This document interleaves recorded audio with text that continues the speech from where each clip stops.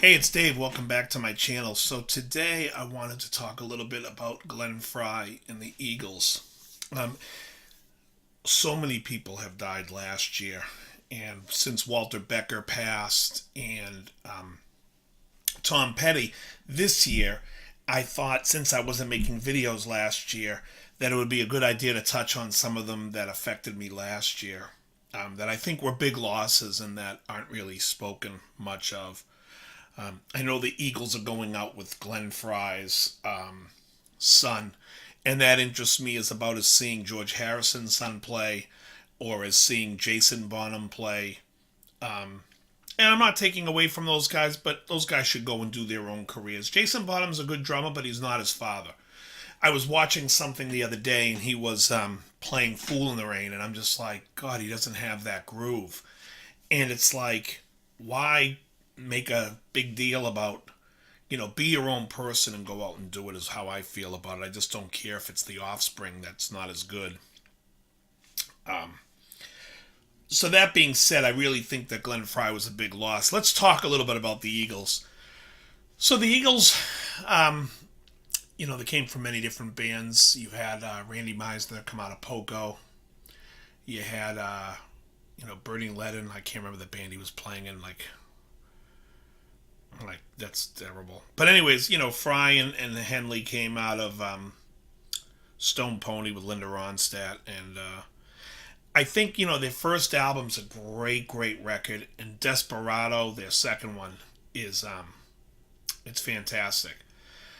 Just as a foursome, I think they were a great band. I liked the cowboy essence of that band. In fact, I think I like the cowboy essence even more than the later stuff. And I think Glenn had the strong influence of wanting to make the band more of a rock band and bringing in Don Felder, who I think is, a brilliant, tasteful guitar player. He was just the perfect add-on for the band. I mean, you listen to the album One of These Nights and just some of the stuff he's playing, or On the Border. I mean, Felder's awesome. Great guitar player. Just perfect for what they were doing. And at the same time, he complimented his friend Bernie Ledden, because that's how he got in. It was his friend. But then I think Frey kind of there was a little sour grapes. I think, in my opinion, him and Henley started butting heads a little bit. And I think Henley had this great voice for those cowboy type songs. And, not to say that they proved themselves with Hotel California. But for the most part, I think that Glenn Frey was responsible from taking it to that next step of trying to be more of a rock and roll band. And when Bernie Ledden had enough, it was time to bring in, Joe Walsh, because that was the natural progression for him. He wanted that more rock and roll, that rock band type of thing, and again, not to take away, because I love it all. I just think that as the band's, the progression of the band, I was enjoying the way it was going, and I think he pushed it. Like, I hate songs like Already Gone, and I hate Heartache Tonight, let's just say that. I can't tell you why that I played in the intro, and I'll play at the end of this video, I'll play the outro. That was Glenn Frey's guitar solo. I have a good friend that worked with Felder for a little bit, and he commented that it was one of his favorite solos by Felder until he found out it was Glenn Frey, and I'm like, yeah, that's something I would do. I emailed Tim Pierce back and forth once, and we were talking, and I made a compliment about the song "One Reason" by Rick Springfield, the solo, and it's just fantastic. If you get the chance, check out a song called "One Reason." And then and he didn't respond to it, and I was just like, "What's up with that?" And later I go find out that he didn't play it. It was Dan Huff that played it. So that's probably why he wasn't too thrilled to hear me go on that it was the greatest solo on any Rick Springfield song. But anyways, I digress. I just wanted to say that I do think that, we talk about like people having their window of musical creativity. And I do think in the 80s Fry had a little bit of his thing. I personally like songs like The One You Love and could care less about Smuggler's Blues and that stuff. I just never cared for it. And I do think that bringing the band back together as the Eagles was great, even though they screwed over Felder, and I think that was wrong. I think they were a great band. I think some of the things they've chose to do over the years, they they became very political in their time, and at the same time they're screwing over band members and treating them poorly, and it's like, so you're for the little guy, but you want to crush the little guy in your band. It just didn't make any sense to me. But musically, I really think that band was probably one of the most important American bands of our lifetime, as far as like American bands go. They just had so many great songs. If you look at forget about Eagles' greatest hits selling what it sold. There's so many songs that are omitted from that album. If you look at the album Desperado, Certain Kind of Fool, Saturday Night. What's that song on the first album? Train Leaves This Morning or something like that. Great song. I mean, there's a lot of great songs they have. I think that's a band that people need to go back and, enough with the greatest hits already. Go look at the album tracks and listen to what they were doing. And every guy kind of had, I think back then they were distributing it evenly. Like, every guy had at least, 2 songs on an album. I mean, they were they were a great band. I think Glenn Frey will be missed. The Eagles were coming back and they were doing another tour. And the only good that I see out of it, and that's probably a terrible thing to say, my hope is that Joe Walsh and Don Felder can rekindle their friendship and make music together again, because I think Walsh was in the middle of that whole thing, and it's his friend. He was very friendly with Don Felder, and it's so that kind of put him at odds with them when Henley and Frey had a problem with him.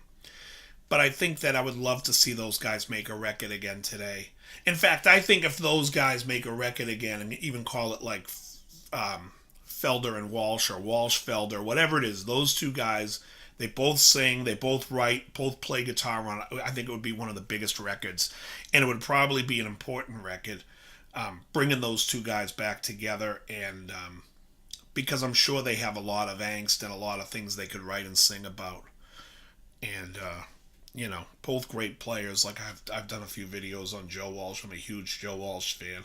I'm a fan of music in general. I love it all. When you hear something great, it's great. Again, I think they're one of the most important bands. Stab It with Their Steely Knives was actually Don Henley making a nod to Steely Dan, because Steely Dan mentioned them in a song when they sang "Turn Up the Eagles, the Neighbors Are Listening," in a song on the Royal Scam called "Everything You Did." But other than that, I just wanted to say that he was somebody last year that passed that I think will be missed. And I was a big fan of the whole Eagles catalog. When they came back and they did a record, they redid How Long. I thought that was very good. And they also did I Was Standing, I can't remember, Love Will something, but the one that Timothy B. Schmidt sang. I thought that was great. I also think it's very funny that Timothy B. Schmidt replaced Randy Meisner in Poco, and then later replaced him in the Eagles. When I do my acoustic band, when we play a Poco song, I always call it the Eagles Farm League. I'd like to see, like I said, for whatever thing that was going on between Felder and the rest of the guys, I'd like to see that disappear. The only way I would ever go see that band as the Eagles would be, I don't care who replaces Glenn Frey in the band, because I think that would be, except, I don't want to see the kid. I just think, come on, cheesy. But I would like to see Felder in the band, and as long as Felder's not in the band, or, Bernie Ledden and Randy Meisner coming on stage, I'm done. That's what they should really do. They should really have a reunion. Bring Felder back, Bernie Ledden, Randy Meisner. Have Randy Meisner and Timothy B. Schmidt both on the same gig. Basically have it all the different versions. And pay respect to Glenn Frey and make it a Glenn Frey farewell tour. He was taken away from them. And that would be a show that I would be interested in seeing. Other things on the news, I have a buddy of mine, he's been driving me bananas. Calls me every other day. He's been on a bass kick. He wants to buy another Ernie Ball Music Man bass. I actually got a bass off of him last year. I got an Ernie Ball Sterling Classic, which I love. It's a great, great bass. And they make great basses, but he's just been driving me bananas. Showing me every little bass, calling me up from different stores. It's been pretty funny, but he's got me itching now to play my bass, so maybe I'll do a bass video soon. Here's the outro solo, I Can't Tell You Why, and then I'm out of here. Very good.